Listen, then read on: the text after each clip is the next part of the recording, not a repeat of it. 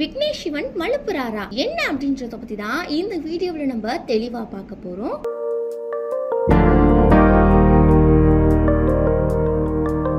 2012ஆம் ஆண்டு சிம்புவை வச்சு போடா போடி திரைப்படம் இயக்கியிருந்தாரு. அந்த திரைப்படம் எதிர்பார்த்த அளவுக்கு வெற்றியை கொடுக்கலன்றதுனால ஒரு கிட்டத்தட்ட 3 வருஷத்துக்கு எந்த ஒரு படத்தையுமே டைரக்ஷன் பண்ணாம இருந்தாரு. இந்த நிலையில தான் விஜய் சேதுபதி மற்றும் நயன்தாரா நடிப்புல தனுஷ் தயாரிப்புல நானும் ரவுடிதான் படத்தை இயக்கியிருந்தாரு.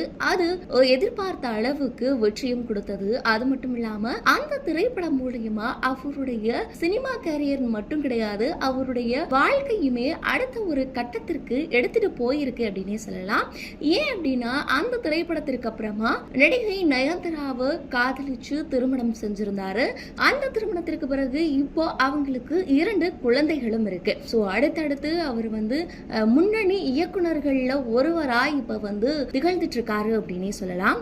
இந்த நிலையில தான் இப்போ சமூக வலைதளங்கள்ல ஒரு சர்ச்சை பரவலா பேசப்பட்டு வந்துட்டு இருக்கு.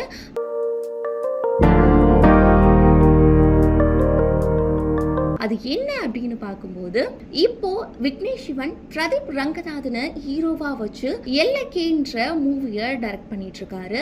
இந்த படப்பிடிப்பிற்கான வேலைகள் எல்லாமே விறுவிறுப்பா நடந்துட்டு இருக்கு. இந்த படப்பிடிப்பிற்காகத்தான் விக்னேஷ் சிவன் சமீபத்துல புதுச்சேரிக்கு போயிருக்காரு. அப்போ அங்க ஒரு போட்டோ வைரல் ஆனது. அதுக்கு எல்லாருமே புதுச்சேரியில அரசாங்கத்திற்கு சொந்தமான ஒரு ஹோட்டல விக்னேஷ் சிவன் விலைக்கு கேட்டதா ஒரு செய்தி பரவி இருக்கு. இது எல்லாருமே ரசிகர்களும் சரி இல்ல நெட்டிசன்களும் சரி மீம் போட்டு கலாய்ச்சி தள்ளி இருக்காங்க அப்படின்னே சொல்லலாம். கவர்மெண்ட் ப்ராப்பர்ட்டியே விலைக்கு வாங்க போறாரா அப்படின்ற மாதிரியான நிறைய காசிப்ஸும் போய்கிட்டே இருந்தது. இந்த நிலையில தான் இந்த செய்தியும் இந்த ஒரு வதந்தியை பற்றியுமே விக்னேஷ் சிவன் அவருடைய இன்ஸ்டாகிராம் பக்கத்துல ஒரு போஸ்டையும் பகிர்ந்திருக்காரு. அந்த போஸ்ட்ல என்ன சொல்லியிருக்காரு அப்படின்னா,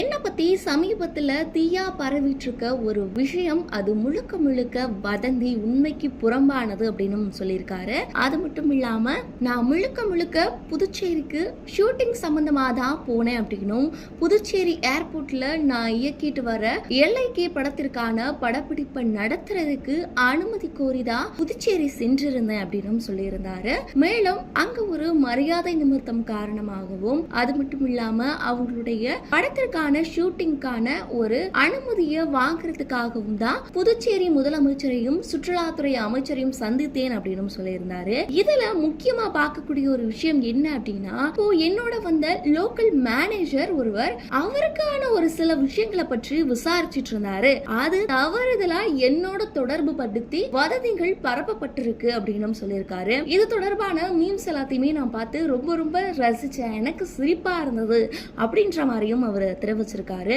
இந்த விஷயத்துல இதுல எந்த ஒரு உண்மையும் இல்ல அப்படின்னு என்னோட பக்கத்துல இருந்து நான் தெளிவுபடுத்திக்க விரும்புறேன் அப்படின்னு சொல்லியிருக்காரு.